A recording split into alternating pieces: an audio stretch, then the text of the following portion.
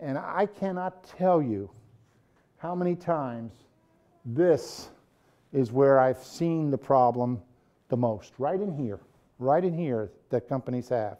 One of the things is that imagine if a company is expanding and their sales are going up 30, 40, 50% a year.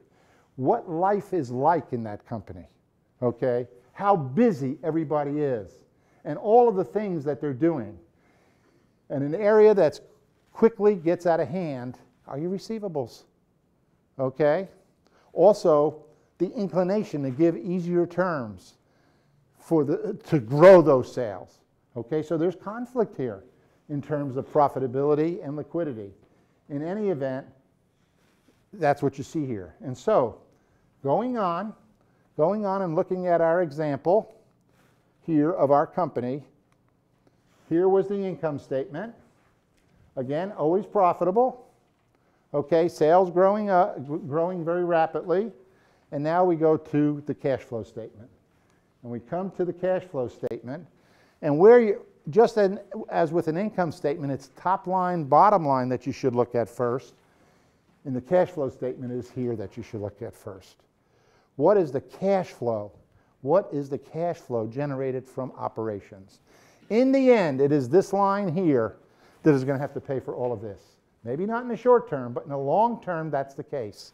And what we see is 195, 161, 90.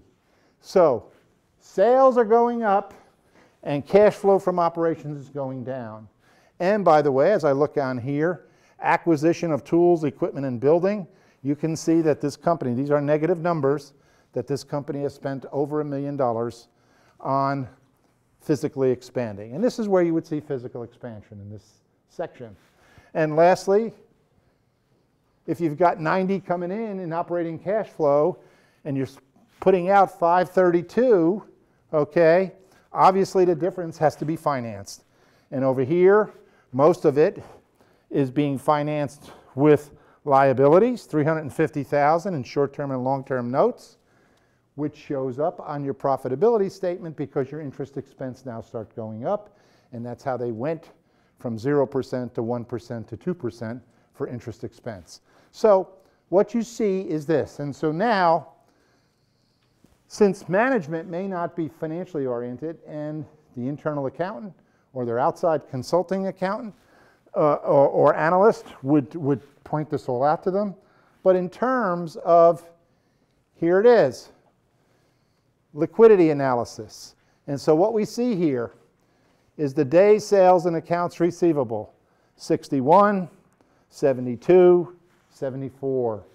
So 2 years ago, when they issued a receivable, they were collecting in roughly 60 days.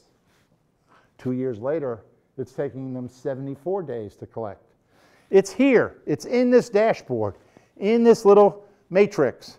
Day sale and inventory, 64, 67, 60. That has stayed relatively stable, and in fact, it's improved some. And then here are the days payments and accounts payable. Now, how would that be used by the small company? Well, first of all, you buy some inventory, okay? And this tells you that on average, they're keeping inventory 60 days. So they get the inventory here. This is by inventory. And this is, by this I mean, you didn't put it in order, you got the inventory. And this takes 60 days. I'm just trying to give an example here of how a dashboard can be developed with performance indicators. This is for finance, the finance aspect or perspective. This is 60 days. At this point it's sold.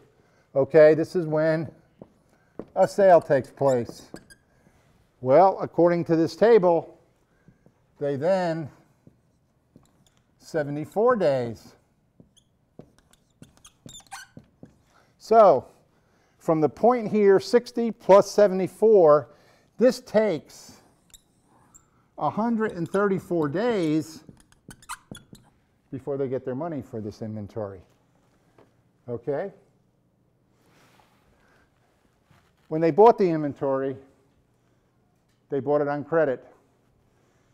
And they are now paying within 34 days. And those 34 days start here, and they go out here, and here's your 34 days. At this point, that has to be paid. Okay, that has to be paid. And in finance, what we say is that that has to be financed. Okay, that has to be financed. And so 134 less, they have 100 days that need to be financed. And so this is the, yes?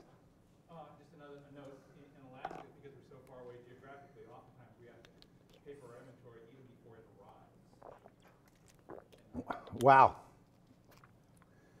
And what that would do is that would extend this. So this might come out here somewhere. Interesting. Okay, and so what you see here is this. The other thing is that I'd like you to understand is that when you look at a balance sheet, you have on this side assets, and on this side you have liabilities and owner's equity. And that's how we teach it accounting-wise. In finance, they do it a little differently. They say the assets, this is what management has to work with. Okay, that's what management has to work with. This side of the balance sheet are the sources of the assets. And so what they're saying is, look, and by the way, when you look at a finance textbook, the first half or 2/3 of the textbook is how to deal with this.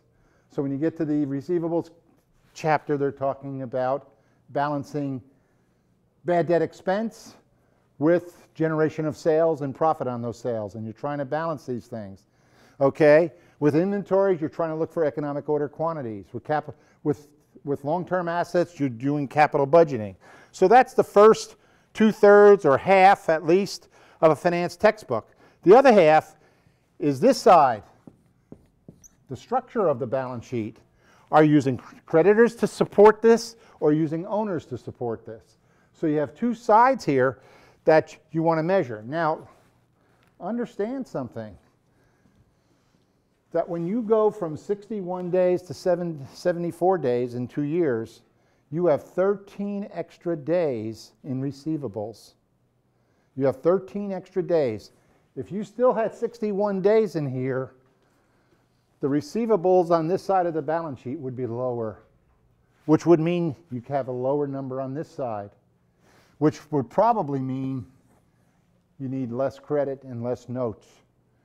And so all of this helps greatly as you learn to use this. And it doesn't take very long for management to understand, with the help of their on-site accountants, to use a table like this and trace this, okay?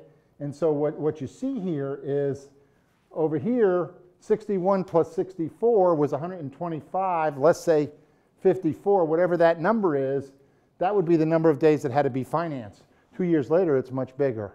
And when that has to be financed, it's got to be financed by either this group, that's the stockholders or owners, or by creditors. Okay? And so this is how we translate, and these are performance indicators. And by the way, with respect to what I was saying at the beginning in terms of measurable performance indicators, I could cascade these downward.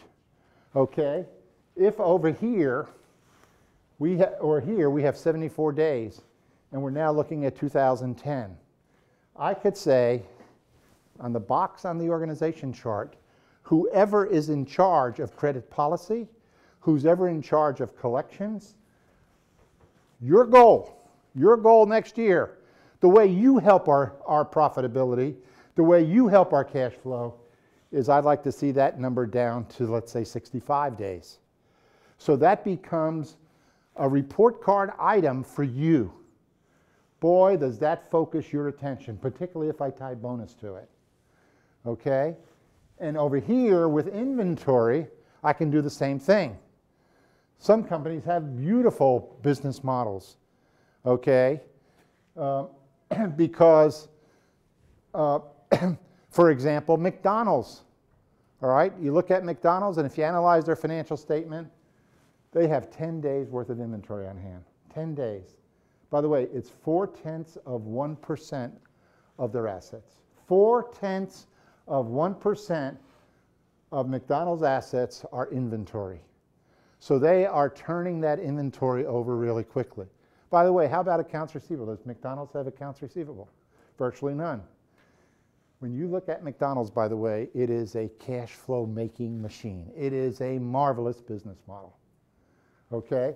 And so what you're looking at here are ways to track the business quickly, make top management or managers understand, focus their attention on a particular ratio that relates to them, okay?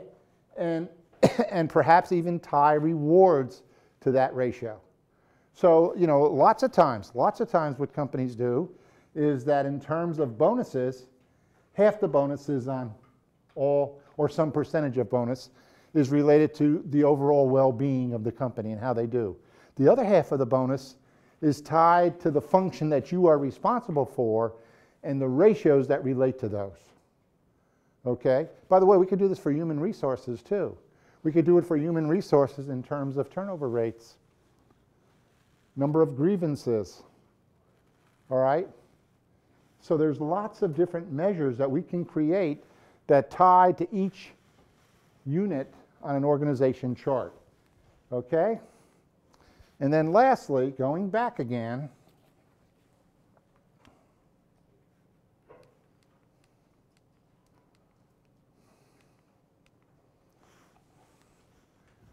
to solvency.